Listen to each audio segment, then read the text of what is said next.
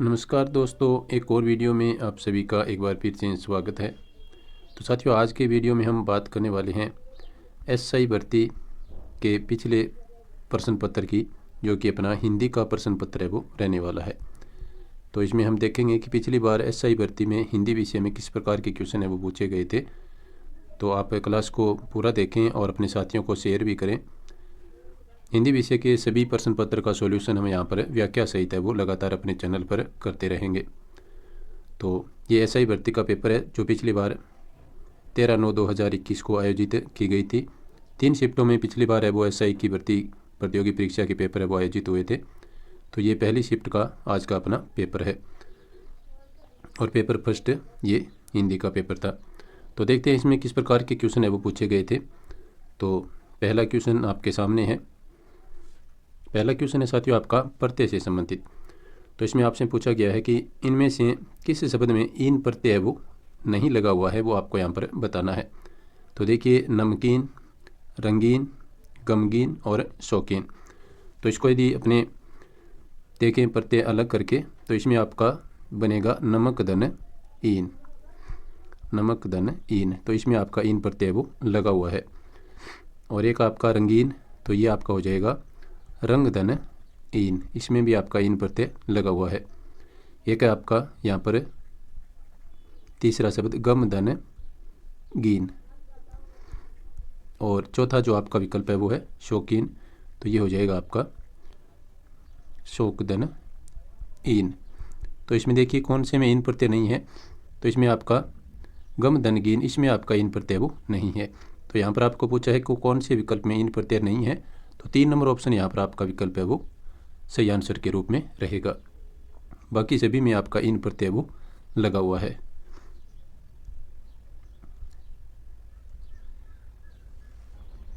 Next question देखिए। Next question भी आपका प्रत्यय से संबंधित है। तो इसमें आपको पूछा गया है कि किस शब्द में लय प्रत्यय का प्रयोग है वो नहीं है। तो देखिए, इसमें मंजुल है, एक आपका अतल है, मांसल है और श्यामल है। तो देखिए, इसमें आपका पहला जो विकल्प है इसके लिए अपने टुकड़े करें, तो ये आपका बनेगा मंजू धन लय। और इसके बाद में आपका है अतल, तो ये आपका बनेगा ए धन तल। और तीसरा विकल्प है आपका मांसल, तो ये आपका बनेगा मांस धन लय। और चौथा विकल्प है आपका श्यामल, तो ये बनेगा आपका श्याम धन लय। तो अब इसमें कौन से विकल्प में आपका लय प्रत्यय नहीं है, तो जो दूसरा विकल्प है ए धन तल, इसमें ए उपसर्ग लगा हुआ है और तल मूल शब्द है।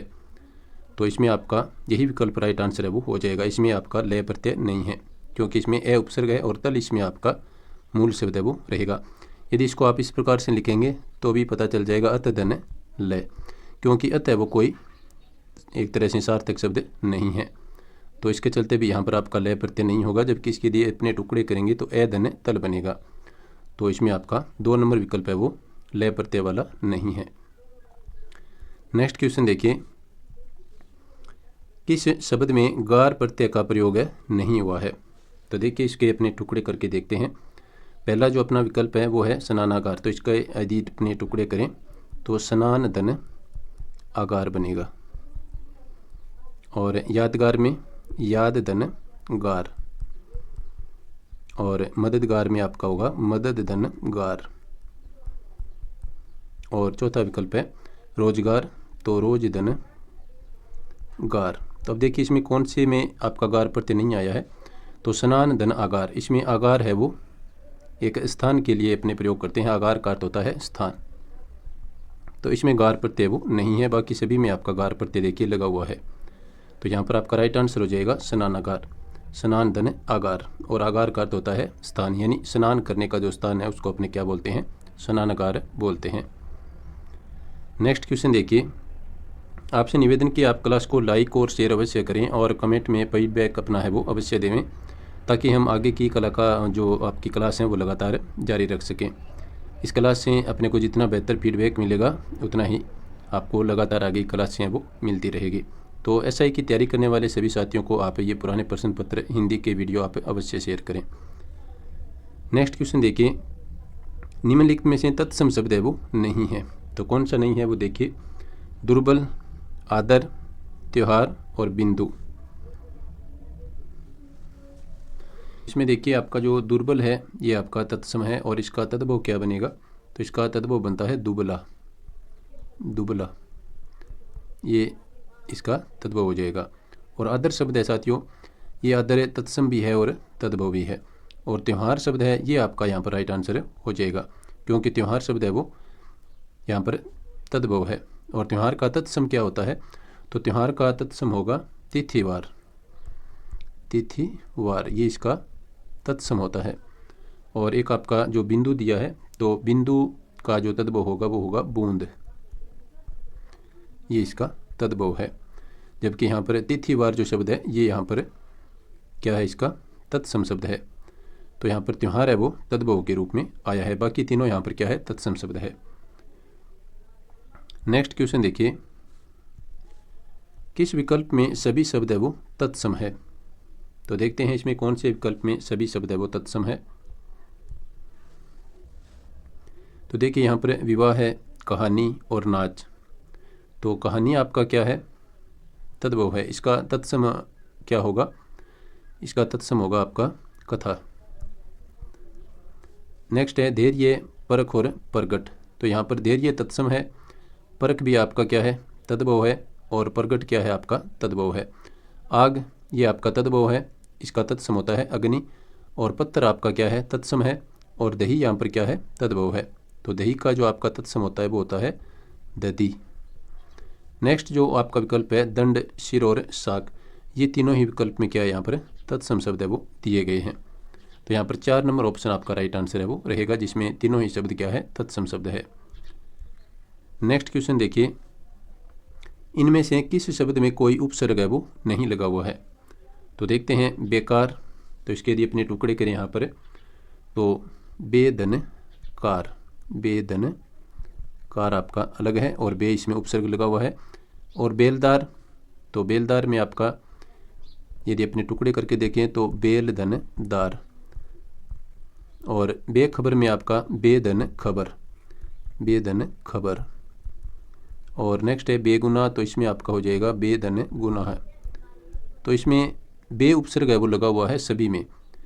जो 2 नंबर विकल्प है इसमें आपका कोई उपसर्ग है वो नहीं लगा हुआ है। तो बे किसका उपसर्ग है, ये उर्दू भाषा का उपसर्ग है। बे इन तीनों में लगा हुआ है। यहाँ पर बेल और दार, तो इसमें आपका बेलदार में कोई उपसर्ग नहीं है। नेक्स्ट क्वेश्चन देखिए, नेक्स्ट आपका क्वेश्चन है, पूछा है कि किस विकल्प में तत्सम और तद्भव दोनों प्रकार के शब्द है वो समाहित है। तो देखते हैं, एक इसमें पहला ऑप्शन आंख, काक और आम। तो इसमें आपका काक है वो क्या है, तत्सम है। और आम आपका क्या है, तद्भव है। और आंख भी आपका क्या है, यहाँ पर तत्सम शब्द है। तो इसमें तत्सम और तद्भव दोनों है, क्योंकि आम है वो तत्सम नहीं है। आम का तत्सम क्या होता है, अमर होता है। और काक का तद्भव क्या हो जाएगा, कौवा। और इसमें देखिए आंवला, अमावस और कबूतर, ये तीनों ही आपके क्या है, तद्भव शब्द है। आंवला का तत्सम क्या होता है, आमलक। और अमावस का तत्सम क्या होता है, अमावस्या। और कबूतर का तत्सम क्या होता है, कपोत।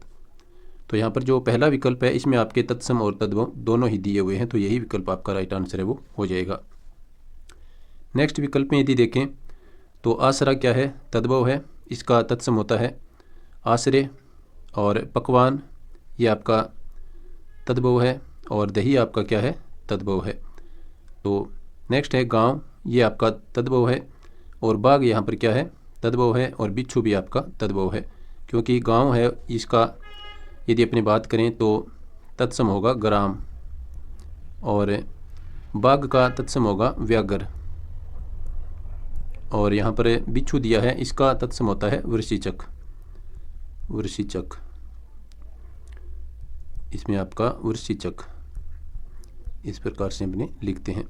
तो यहाँ पर 1 नंबर विकल्प ऐसा है जिसमें तत्सम और तद्भव दोनों दिए गए हैं। नेक्स्ट क्वेश्चन देखिए, निम्नलिखित में से देशज शब्द है। तो ओखली, टोटका, टेंटुआ और किवाड़। तो यहाँ पर जो आपका राइट आंसर होगा वो होगा टेंटुआ। ये शब्द क्या है, आपका देशज शब्द है। बाकी यहाँ पर आपके ओखली है वो तद्भव शब्द है। और टोटका भी आपका तद्भव है, और किवाड़ भी आपका क्या है, तद्भव शब्द है। किवाड़ का तत्सम क्या होता है, कपाट होता है। इसमें क्या हो जाएगा आपका, किवाड़ का कपाट। नेक्स्ट क्वेश्चन देखिए, किस विकल्प में विदेशी मूल के शब्द है वो नहीं है, वो विकल्प आपको छांटना है। तो इस प्रश्न का उत्तर मुझे मालूम है, उसने मुझे आवाज़ दी, कार बस की टक्कर में अनेक लोग घायल हो गए, वह सदैव सच बोलता है। तो देखिए यहाँ पर मालूम शब्द है, ये विदेशी भाषा का शब्द है।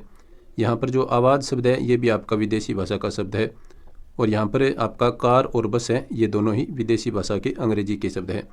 तो यहाँ पर ये जो चौथा विकल्प है वह सदैव सच बोलता है, इसमें कोई भी शब्द है वो विदेशी मूल का नहीं है। तो 4 नंबर विकल्प यहाँ पर आपका राइट आंसर है वो रहेगा।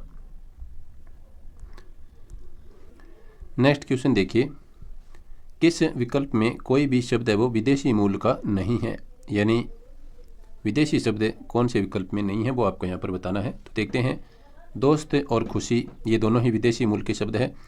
अकेला और साहस, देहात और आसान, चेहरा और मौसम, तो ये भी आपके विदेशी मूल के हैं, और देहात और आसान ये भी आपके विदेशी मूल के हैं।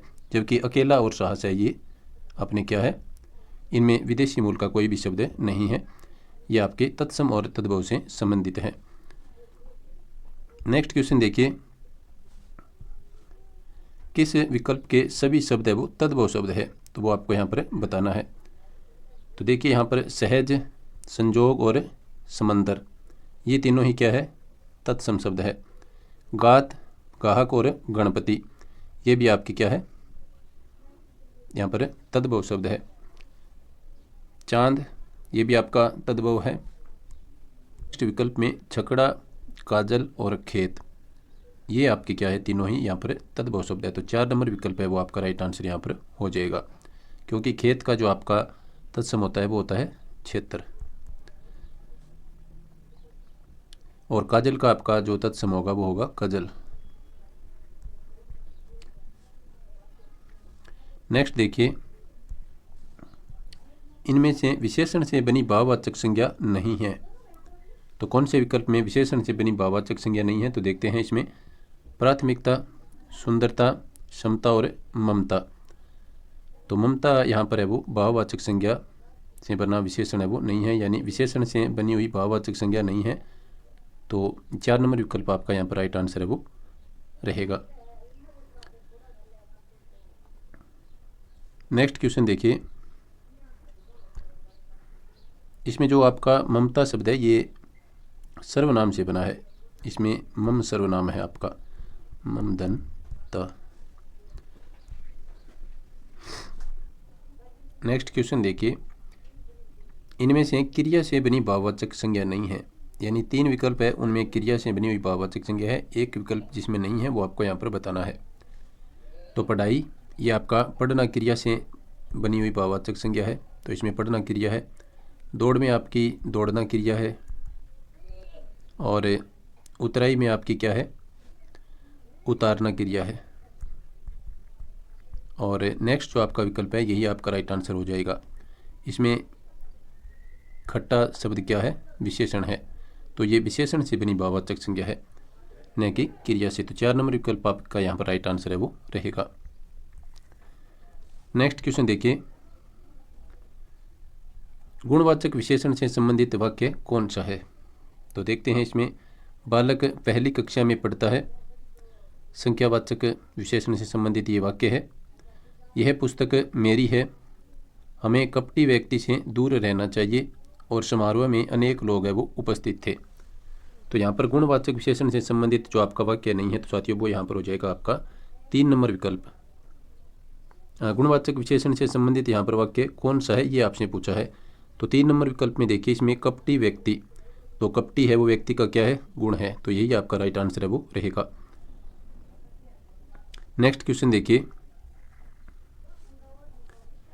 किस वाक्य में क्रिया सकर्मक रूप में प्रयुक्त हुई है। तो देखिए, इसमें वह अभी तक सो रहा है, ये अकर्मक क्रिया का वाक्य है, तो इसमें आपकी सकर्मक क्रिया नहीं है। बच्चा बहुत देर से सो रहा है, तो इसमें भी सोना क्रिया है, तो वो आपकी अकर्मक क्रिया है। धावक मैदान में दौड़ रहा है, तो ये भी आपकी क्या है, दौड़ना क्रिया, और दौड़ना क्रिया क्या है आपकी अकर्मक क्रिया है। वह पतंग उड़ा रहा है, तो ये आपकी सकर्मक क्रिया है। वह पतंग उड़ा रहा है, तो क्योंकि इसमें आपका पतंग है वो कर्म है और इसमें आपकी हो जाएगी सकर्मक क्रिया। बाकी यहाँ पर जो सोना, दौड़ना, रोना, ये सभी आपकी कौन सी क्रियाएं होती है, तो ये आपकी सभी अकर्मक क्रियाएं हैं वो होती हैं। नेक्स्ट क्वेश्चन देखिए,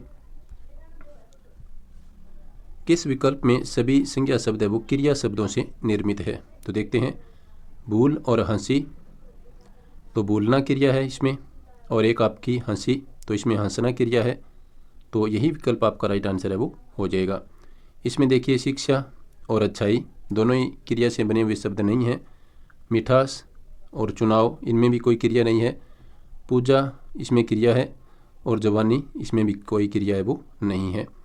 तो क्रिया से बने हुए शब्द पूछे हैं, तो भूलना और हंसना इसमें दोनों ही क्रियाएं हैं वो आई है। तो यही आपका राइट आंसर हो जाएगा। नेक्स्ट क्वेश्चन देखिए, क्रिया विशेषण रहित वाक्य है। तो देखते हैं इसमें कौन सा आपका क्रिया विशेषण से रहित वाक्य है। तो मेरी बात ध्यानपूर्वक सुनो, वह अपनी कक्षा का सबसे होशियार विद्यार्थी है। सुबह से लगातार वर्षा हो रही है और वे अचानक चले आए। तो इसमें देखिए, क्रिया विशेषण इसमें आया है क्रिया विशेषण ध्यानपूर्वक, और इसमें क्रिया विशेषण के रूप में आया है आपका लगातार, और इसमें आया है अचानक। तो इन तीनों में ही क्रिया विशेषण के शब्द है, जबकि इसमें कोई भी क्रिया विशेषण का शब्द इसमें नहीं है। वह अपनी कक्षा का सबसे होशियार विद्यार्थी है, तो ये आपका यहाँ पर विशेषण के रूप में तो यहाँ पर आया है, लेकिन क्रिया विशेषण इसमें नहीं है। तो यही विकल्प आपका राइट आंसर रहेगा। नेक्स्ट क्वेश्चन देखिए, किस वाक्य में संबंध सूचक अवयव का प्रयोग हुआ है। तो देखते हैं, अपराधी ने पुलिस के सामने झूठ बोला। वह बहुत देर से ज्यों का त्यों खड़ा है, और मेरा गांव पास में ही है, मैं वहां कदापि नहीं जाऊंगा। तो संबंध सूचक अवयव का प्रयोग किस वाक्य में हुआ है। तो यहाँ पर आपका संबंध सूचक वाक्य वाला जो शब्द है वो है वाक्य 1 नंबर विकल्प, अपराधी ने पुलिस के सामने झूठ बोला। तो यही आपका राइट आंसर है वो यहाँ पर हो जाएगा। नेक्स्ट क्वेश्चन देखिए, विस्मयादि बोधक शब्दों के संबंध में कौन सा कथन है वो सही है। तो देखते हैं, इसमें इनमें वचन के अनुसार विकार होता है, तो ये बात यहाँ पर गलत है। केवल शोक और घृणा का भाव प्रकट करते हैं, बिल्कुल नहीं करते हैं। ये वाक्य रचना के अनिवार्य घटक है, कोई ज़रूरी नहीं है। यहाँ पर ये प्राय वाक्य के प्रारंभ में आते हैं, तो ये बात यहाँ पर है वो सही मालूम पड़ती है। तो 4 नंबर विकल्प यहाँ पर आपका राइट आंसर है वो हो जाएगा, क्योंकि जो विस्मयादि बोधक जो अपने शब्द इस प्रकार से लगाते हैं वो क्या है कि वाक्य की शुरुआत में ही आते हैं। नेक्स्ट क्वेश्चन देखिए, किस वाक्य में निपात का प्रयोग नहीं हुआ है वो आपको यहाँ पर बताना है। तो देखिए, इसमें वह कल ही चला जाएगा, मैं उसके साथ जाऊंगा, मुझे 1 गिलास दूध चाहिए, वह तो आज जाएगा। तो यहाँ पर जो आपका राइट आंसर होगा साथियों, जिसमें निपात का प्रयोग नहीं हुआ है वो है आपका मुझे 1 गिलास दूध चाहिए। तो बाकी तीनों ही वाक्य में निपात का प्रयोग है वो हुआ है। तो इसमें देखिए, ही है वो आपका निपात है, इसमें आपका भी निपात है, यहाँ पर आपका 2 शब्द है वो निपात के रूप में आया है। नेक्स्ट क्वेश्चन देखिए, किस वाक्य में क्रिया अकर्मक रूप में प्रयुक्त हुई है। वह बिना बात ही हंस रही है। बच्चों ने बहुत सुंदर चित्र बनाए। माँ पुत्र को समझाती है। मदारी बालू को नचाता है। तो अकर्मक क्रिया, जैसा कि मैंने आपको पीछे बताया था, हंसना, रोना, खाना, ये सभी क्या है आपकी अकर्मक क्रिया है, उड़ना वगैरह। तो यहाँ पर हंसना क्रिया इस वाक्य में प्रयुक्त हुई है, वह बिना बात ही हंस रही है, तो इसमें आपकी अकर्मक क्रिया हो जाएगी। बाकी सभी में आपकी सकर्मक क्रिया है वो लगी हुई है। नेक्स्ट क्वेश्चन देखिए, किस विकल्प में सभी विशेषण शब्द संज्ञा शब्दों से रचित है। तो देखते हैं, इसमें शिक्षित और कमाऊ, इसमें आपके जो शब्द है वो संज्ञा शब्दों से रचित है, तो इसमें नहीं है, इसमें कमाना क्रिया हो जाएगी। यहाँ पर आपकी शिक्ष धातु लगी हुई है, तो ये भी आपकी संज्ञा से निर्मित है वो शब्द नहीं है। भीतरी और आपसी, पीड़ित और दयनीय, वार्षिक और निचला। तो यहाँ पर जो संज्ञा से संबंधित जो शब्द हैं वो है आपके इसमें पीड़ित और दयनीय। ये क्या है? ये सभी विशेषण है वो संज्ञा शब्दों से निर्मित है। तो इसमें संज्ञा शब्दों से निर्मित विशेषण है पीड़ित और दयनीय। भीतरी और आपसी, ये क्या है आपके? इसमें भीतरी है वो आपका अवयव शब्द है। नेक्स्ट क्वेश्चन देखिए, निम्नलिखित में से नदी का पर्यायवाची कौन सा नहीं है? सरसी, आपगा, पैसविनी और तटीनी। यहाँ पर आपका राइट आंसर हो जाएगा सरसी। ये जो शब्द है ये नदी का पर्यायवाची नहीं है। बाकी आपगा नदी को कहते हैं, पैसविनी भी नदी को कहते हैं और तटीनी भी नदी को कहते हैं। नेक्स्ट क्वेश्चन देखिए, किस विकल्प में सभी शब्द पेड़ के पर्यायवाची है? तो देखिए इसमें किस शब्द में पेड़ के पर्यायवाची नहीं है? तो यहाँ पर देखते हैं वृक्ष, ये पेड़ का पर्यायवाची है, लेकिन अरण्य किसका पर्यायवाची है? अरण्य आपका जंगल का पर्यायवाची है, न कि पेड़ का पर्यायवाची। रसाल यहाँ पर आम का पर्यायवाची है, जबकि पादप पेड़ का पर्यायवाची है। पुहुप यहाँ पर आपका पुष्प का पर्यायवाची है, जबकि तरु आपका पेड़ का पर्यायवाची है। लेकिन यहाँ पर विट्टप और द्रुम ये दोनों ही आपके पेड़ के पर्यायवाची है। तो यही विकल्प आपका राइट आंसर है वो हो जाएगा। नेक्स्ट क्वेश्चन देखिए, किस विकल्प में परस्पर पर्यायवाची शब्द है वो नहीं दिए गए हैं? तो देखते हैं इसमें इच्छा और अभिप्सा ये दोनों ही पर्यायवाची है इच्छा के। कपोत और पिक, तो देखिए कपोत तो कहते हैं कबूतर को और पिक आपका कहते हैं कोयल को भी कहते हैं ये पिक। तो ये दोनों ही अलग अलग है, तो यही आपका राइट आंसर है वो हो जाएगा। रात और यामिनी ये दोनों पर्यायवाची है। ऊंट और करब ये दोनों ही आपस में पर्यायवाची है। तो यहाँ पर एक आपका कबूतर का दिया है और एक आपका कोयल का दिया है। नेक्स्ट क्वेश्चन देखिए, किस वाक्य में निपात का प्रयोग हुआ है? वह पटना गया था, तो इसमें आपका निपात नहीं है। मुझे आने तो दो, तो देखिए पिछले एक क्वेश्चन में मैंने आपको बताया था तो भी ये दोनों ही क्या है निपात है। तो यहाँ पर आपका तो है वो आ गया है, तो यही विकल्प आपका राइट आंसर है वो हो जाएगा। मुझे आने तो दो, संभवतः वह आएगा, इसमें निपात नहीं है। मैं कल आ सकता हूँ, इसमें भी निपात नहीं है। तो 2 नंबर विकल्प आपका यहाँ पर राइट आंसर रहेगा। नेक्स्ट क्वेश्चन देखिए, किस विकल्प में विलोम शब्द युग्म नहीं है वो आपको यहाँ पर बताना है। तो देखिए रिजु का वक्र होता है, बिल्कुल सही लिखा है। सघन का विरल होता है, ये भी बिल्कुल सही है। संग्रह का परिग्रह, तो यही आपका विलोम शब्द युग्म नहीं है। तो 3 नंबर ऑप्शन आपका राइट आंसर रहेगा। सम्मुख का विमुख होता है, ये इसका विलोम शब्द सही है। तो संग्रह और परिग्रह आपस में विलोम शब्द नहीं है। नेक्स्ट क्वेश्चन देखिए, निम्नलिखित में से विलोम युग्म है तो कौन सा है? देखते हैं। सामिस का आमिष, बिल्कुल गलत लिखा है। विज्ञ का अभिज्ञ, ये भी यहाँ पर नहीं है। विज्ञ का क्या होता है? अज्ञ होता है। विज्ञ का अज्ञ होता है। मूढ़ और विमूढ़, ये भी विलोम शब्द नहीं है आपस में। शुकर और दुष्कर, ये आपके आपस में विलोम शब्द हैं। तो 4 नंबर विकल्प यहाँ पर आपका राइट आंसर रहेगा। नेक्स्ट क्वेश्चन देखिए,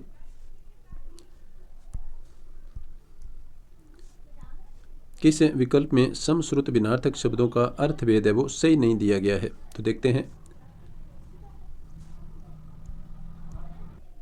तो इसमें देखिए वृंत और वृंद, देखिए इसमें लिखा है समूह और डंठल।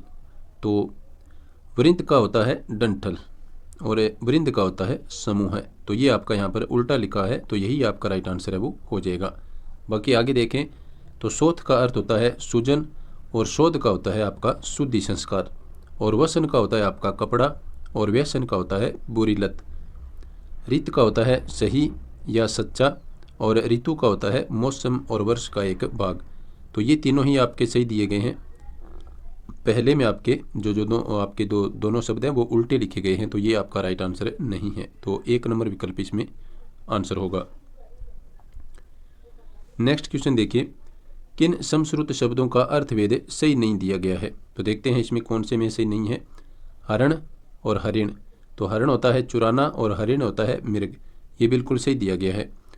स्रोत और स्रोत, तो स्रोत होता है धारा और ये स्रोत है कान से संबंधित, तो ये बिल्कुल आपका सही दिया गया है। नेक्स्ट है चिर और चीर। तो चिर तो होता है दीर्घकाल जो कि दूसरे में लिखा है, और चीर होता है वस्त्र, ये पहले में लिखा है। तो यहाँ पर भी आपके उल्टे लिखे गए हैं, तो ये आपका राइट आंसर हो जाएगा। तो द्रव होता है आपका तरल और द्रव्य होता है पदार्थ, ये भी आपका सही दिया गया है। तो 3 नंबर विकल्प आपका यहाँ पर राइट आंसर रहेगा।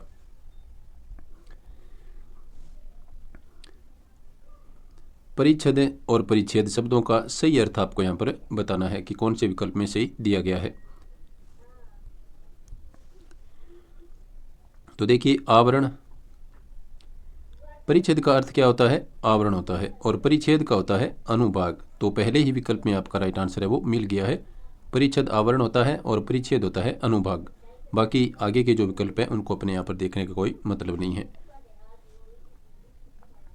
नेक्स्ट क्वेश्चन देखिए, किस विकल्प के शब्द परस्पर विलोम नहीं है।